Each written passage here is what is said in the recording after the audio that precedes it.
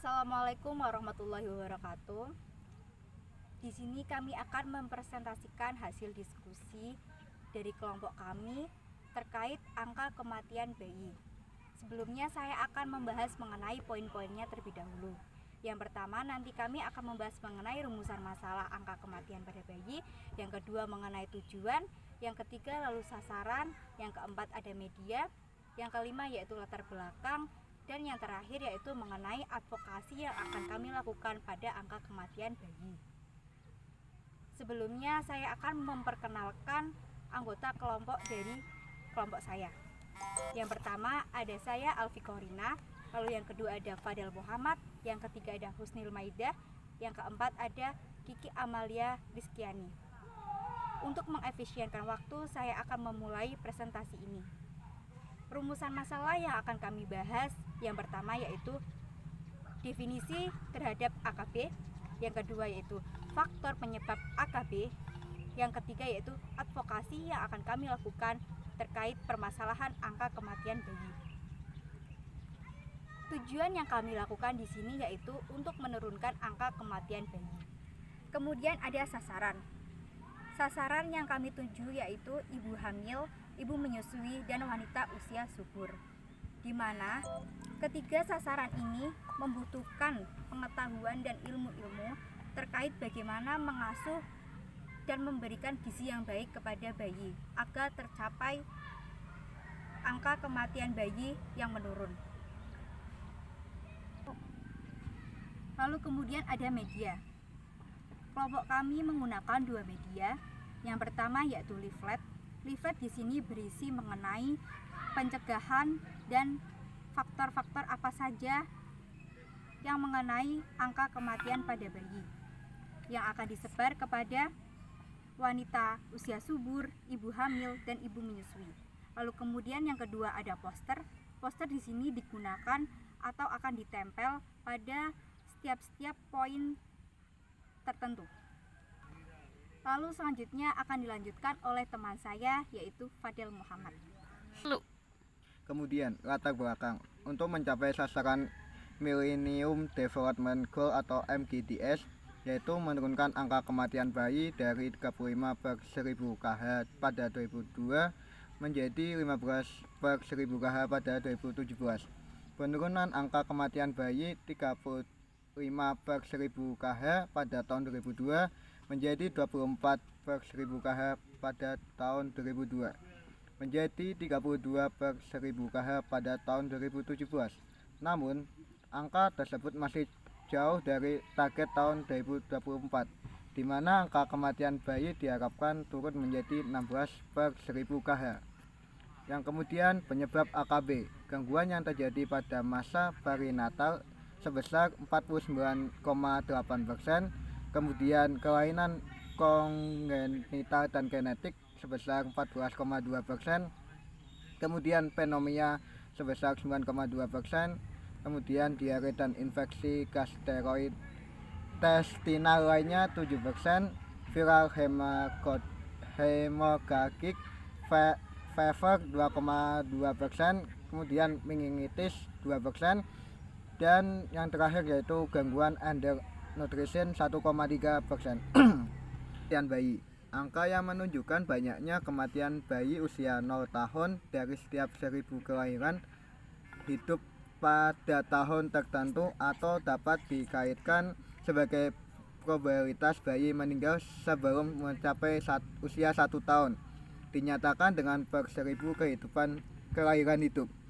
Angka kematian bayi merupakan indikator yang penting untuk mencerminkan keadaan derajat kesehatan di suatu masyarakat. Karena bayi yang baru lahir sangat sensitif terhadap keadaan lingkungan tempat orang tua bayi tinggal dan sangat erat kaitannya dengan status sosial orang tua bayi. Angka kematian bayi merupakan tolak ukur dari semua upaya intervensi yang dilakukan oleh pemerintah khususnya di bidang kesehatan. Yang selanjutnya akan diteruskan oleh Husnil Maidah. Faktor penyebab AKB atau angka kematian bayi. Ada beberapa faktor meliputi 1. Usia bayi. Usia bayi merupakan umur di mana anak memiliki resiko paling tinggi terjadi gangguan kesehatan. 2. Pemeriksaan ANC. Pemeriksaan kehamilan merupakan salah satu bentuk pelayanan kesehatan dengan tujuan mengawasi pertumbuhan dan perkembangan janin. 3. Berat badan bayi. Berat badan bayi rendah kurang dari 2.500 gram memiliki resiko untuk terkena berbagai penyakit. 4. Umur ibu. Usia ideal seorang wanita untuk melahirkan pada rentan umur 21 sampai 35 tahun. 5. Pendidikan ibu. Tindakan seseorang dapat mempengaruhi oleh pengetahuan dan keterampilan yang berdasarkan pendidikan ibu. 6. Tempat tinggal. Tempat tinggal dapat menunjukkan terjadinya perbandingan kejadian penyakit di suatu daerah. 7. Status sosial, di mana rumah tangga dengan status miskin dalam penanganan pelayanan kesehatan dapat dibandingkan. Advokasi. Advokasi angka kematian bayi. Kegiatan advokasi bertujuan untuk menekan angka kematian bayi baru lahir. Dengan itu, kita sebagai calon tenaga kesehatan menghimbau masyarakat agar ikut aktif dalam berbagai program KB seperti Bina Keluarga Remaja atau BKR, Bina Keluarga Balita BKB, dan Bina Keluarga Lansia BKL. Kita juga memberikan penyuluhan kepada remaja agar menunda usia perkawinan mereka. Yang selanjutnya akan disampaikan oleh Kiki Amalia Rizkyani. Lanjutan advokasi. Untuk mewujudkan Millennial Development Goals dilakukan beberapa tahapan, meliputi 1. Kerjasama dengan sektor terkait dan pemerintah daerah untuk memberikan dukungan fasilitas dan sumber daya. Yang kedua, upaya pemberian bentuk operasional kesehatan BOK, terutama pelayanan KIA, KB, dapat lebih mendekati masyarakat yang membutuhkan. Yang ketiga, menetapkan indeks pembangunan kesehatan masyarakat berupa status kesehatan, perilaku, lingkungan, dan akses pelayanan kesehatan.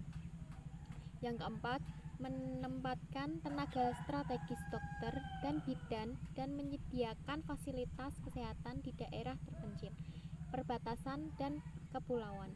Yang kelima, advokasi dengan pembuat kebijakan untuk mengatur terkait standar pelayan KB sebagai diamanatkan Undang-Undang Nomor 52 Tahun 2009 tentang perkembangan kependudukan dan pembangunan keluarga. Selain itu, pada tahun 2011, Kementerian Kesehatan meluncurkan jaminan persalinan (Jampersal) yang mencakup pemeriksaan kehamilan, pelayanan persalinan, nifas KB, pasca persalinan, dan neonatus. Maka dari itu, kegiatan advokasi ini ditunjukkan kepada wanita usia subur, ibu hamil, dan ibu menyusui agar mereka paham mengenai upaya-upaya untuk mencegah kematian pada bayi agar tercapai derajat MGDS. Sekian presentasi dari kelompok kami. Mohon maaf jika ada tutur kata dan perilaku yang tidak berkenan. Semoga presentasi yang kami sampaikan bermanfaat. Wassalamualaikum warahmatullahi wabarakatuh.